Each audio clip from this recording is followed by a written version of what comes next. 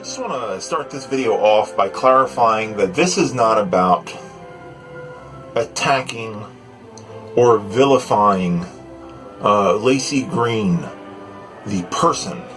I don't know Lacey Green, the person. I don't even know Lacey Green, the YouTuber. I think there are a lot of misunderstandings here about who Lacey Green is to the feminist community on YouTube, the social justice community on YouTube. I think people misperceive her as a community leader.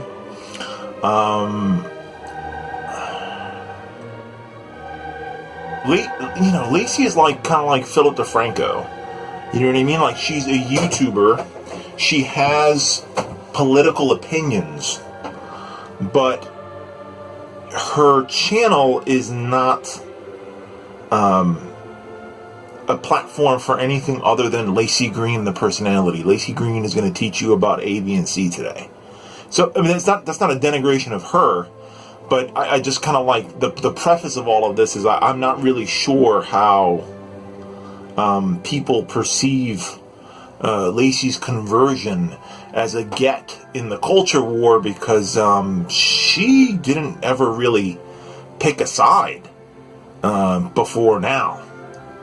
So the people who support her, the ideas of feminism, were under the impression that even if Lacey was somewhat moderate in her positions, she was not in opposition to the community that supported them more vehemently than she did. What I really wanted to talk about is what we can learn from the transformation of Lacey Green and sort of the perils of what has happened here, and how very subconscious all of this is, because this isn't like malevolent. There's no mustache twirling here. I wish that would make this video way more interesting. If I could say that the people who initiated or introduced Lacey Green into her new position, the holidays, and a couple other people in the anti-social justice community, if I could if I could come here and kind of ascribe motive, that would probably make this video more interesting, but it would make me dishonest, just based on my understanding of human psychology and how these sort of things play out. I believe the nucleus of people that has formed around Lacey Green, when they say that they genuinely want to socialize with her and want to form some kind of coalition of understanding with her. I believe that they believe that, but I also think that mitigating factors are real. I think that because Lacey was a big YouTuber, that's playing a big role here, because it's a get for them to pull somebody big. It's like when JonTron went skeptic and armored skeptic, but his move towards skepticism included a little too much white nationalism, and so armored skeptic did some kind of defense video of him where he was like, I'm not comfortable with these ideas, but I hope we can get JonTron. I hope he's really big. I hope we get him on our side. I think that may be playing a subconscious role here, because they did not seek a conciliatory position with smaller members of the YouTube feminist social justice community who were more integrated with the people that do the ground level work in defending these ideas, specifically from the anti-social justice group. And there are still people within that group that are highly apprehensive of the Lacey Green rebirth, and I think that's fair.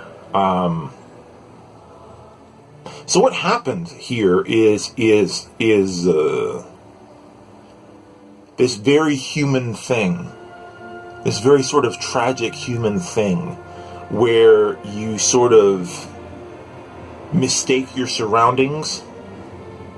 And it could happen to any of us.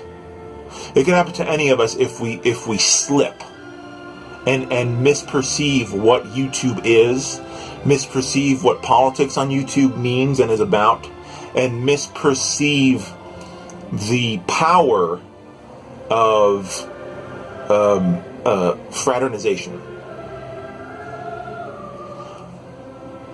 The person who gets the most shit about his positions on how much the two sides of the political argument should engage on YouTube is Steve Shives.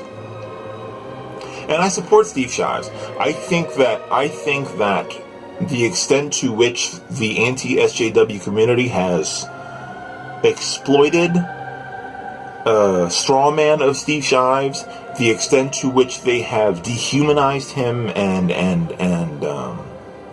shamed him personally, makes it cynical and cruel to propose that now Steve Shives is the bad person for not wanting to engage on any level with people from the other side, because you're asking a person to drink from a poisoned well that is like 140% bleach. What kind of sociopathic Machiavellian personality disorder do you have to look at the extent to which Steve Shives has tried to state his positions in good faith, and then for the sake of revenue been twisted and formed into this caricature, and then go, he's unreasonable because he doesn't want to talk to us. That aside, those who know me know that I do engage to the extent, with the anti-SJW community, I do engage to the extent of I am going to engage with you to defend my position and to defend my group's position as much as humanly possible, and to at least give your audience, because to me engaging with the other side is not obligatory, but I do think that it is valuable with limits. So yes, I think it's good to, if the other side has not completely spent the last 10 years fucking you in the face, it's valuable for you to sort of step in and go, look, let's have a fairly polite conversation about this topic that you are concerned about and angry about and feel is detrimental to the community at large. Let's at least give your audience some counterbalance, with the exception of pedophiles, white nationalists, and authoritarian communists. That's look, man, you can apply your own standards, but as far as I'm concerned, and rape apologists, as far as I'm concerned, and I mean like an explicit rape apologist like Rouge V.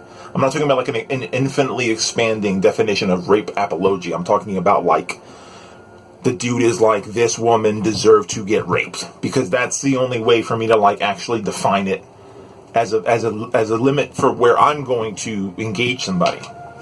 So why do I not want to engage with those four positions? I don't want to have a conversation with a advocate for pedophilia, because there's no argument to be had there. And it's not about moral conclusion or whatever. Like, obviously, in my opinion, pedophilia is immoral. But I'm also, that probably is going to be a big factor in me not offering any kind of credibility to sophistry.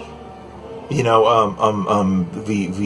taking of this like completely egregious dehumanization of children, and then wrapped either in like PC language or there's two ways that a pedophile will try to get you on board, and it's very much so the way that sort of these people from these extreme positions will do it.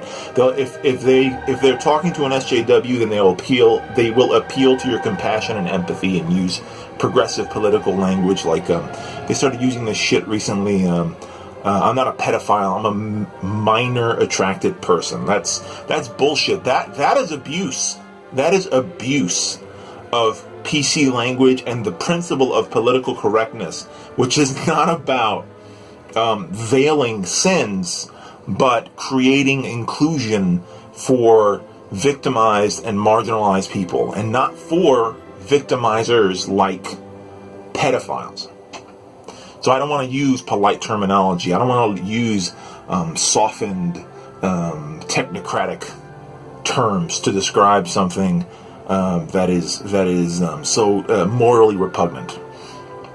And if you're conservative, they'll go to that guy T, and they'll be like, you're a libertarian, right? He's like, yeah, I want fascism to win.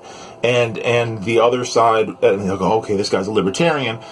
Children are property, right? And then that guy T will go, yeah, that's correct. Children are property. And you have a right, yeah, you own your property. Yeah, and you could sell them, right? Yeah, yes. And so they'll just make the universal exploitation argument to the libertarian capitalist. The same thing with the white nationalists. They ask you your orientation, left or right. They go, the left, let's play with compassion. Let's play with empathy.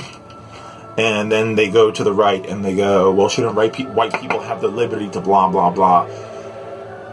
The right to disassociation, I think they call it, which is a perverse inversion of the freedom of association in the Constitution. Not that they give a shit about the Constitution. So, pedophiles, no way. White nationalists, no way. Authoritarian communists, Maoist and Stalinist, fuck off. No way. There is no way. History has closed that conversation. History has closed the conversation on white nationalism. History has closed the conversation on fascism. History has closed the conversation on sex with children. That has nothing to do with me. That has to do with facts. So, Maoist and Stalinist should be completely dismissed. There's no reason to engage with them. The fourth group I chose was basically pickup artists, which the rape apologia, Matt Forney, Rouge V contingent of that movement. I'm not sure there's like a non-rapey part of pickup culture, and I'm not talking about MRAs. MRAs are its own shit. MRAs contain, just like there's right-wing and left-wing feminists, there are left-wing and right-wing men's rights activists. And I am perfectly willing to engage with a men's rights activist who is interested in applying progressive principles to the rights of men and boys. David Surratt, Spinosaurus is a great example of this. So there's a conversation to be had there with rape apologists, particularly as exemplified in the pickup artist community. There is no fucking conversation to be had about rape, because just the conversation itself opens up the idea that consent is flexible, or consent is can be abstracted into nothingness. The same thing with white nationalism, the idea that somehow the dehumanization of non-whites can be discussed. I mean, it's the discussion itself that legitimizes the concept. It's not even something that's worth entertaining. The same thing with pedophilia. There is no elasticity. There is no give on fucking children. There's no give on child pornography. There's no fucking give. And so coming back to the Lacey Green thing of let's talk to people we disagree with.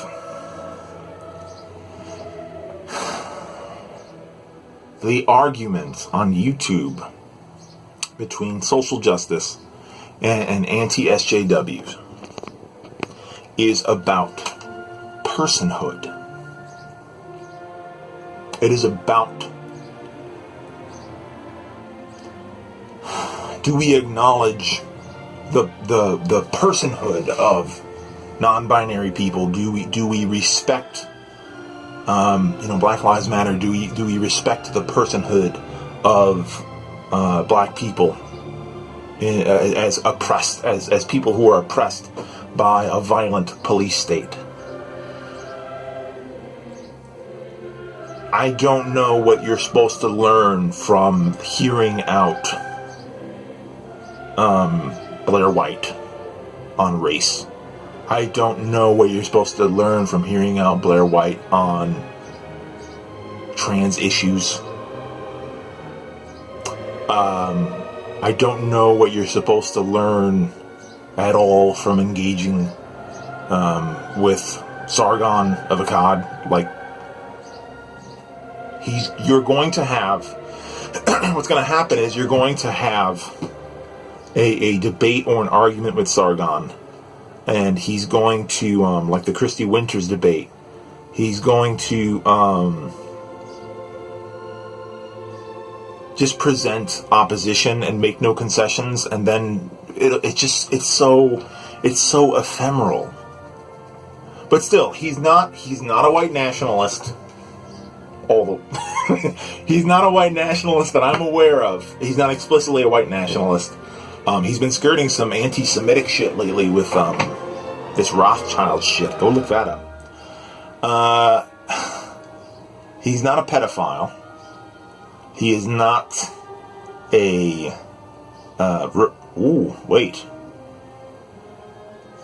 rape apologia. I'm going to put Sargon in the maybe pile on rape apologist, because he has done a lot of mealy-mouthed, meme shit with rape.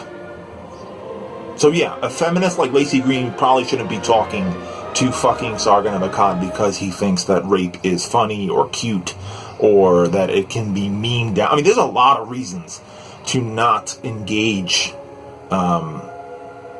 someone like that, because it doesn't benefit the audience.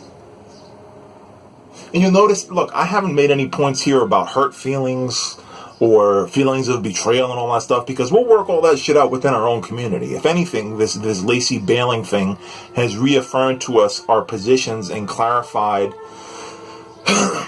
where we as a community feel engagement goes too far. But I in summation, I do support rhetorical engagement as long as it is very assertive. Because you have to remember that this person, you're not just having an academic disagreement. Social justice issues are about real human suffering. We're not having a discussion about whether Batman is cooler than the Spider-Man. We're not having a talk about whether Dostoevsky is a better writer than fucking H.G. Wells. These are not abstract issues. These are issues that are about the existential preservation of human rights. These are fucking human rights issues. That's what I don't understand, how people expect us to have these highly abstracted arguments and then sit down together and have coffee and beer and play bingo and all that stuff. Like, I'm not saying the other side are not human beings, and I'm not saying that we shouldn't treat them as such, but on YouTube, if you are a political channel, you came here to talk politics. You came here to challenge ideas, and that is your own position is going to be sabotaged more and more. The more you fraternize, the more you integrate in a social manner, you're going to be afraid to offend your friends. And you're going to forget why you fucking came here, which is to offend any goddamn body that threatens the well-being and the personhood and the humanity of the issues at hand. This is not a video game channel sitting down with each other and talking about Sony versus Xbox. So I want to express the severity of allowing the fundamentals to be up for debate. Just like, gay marriage shouldn't be up for debate. I'm all for direct democracy, but we cannot put people's right to exist up for debate.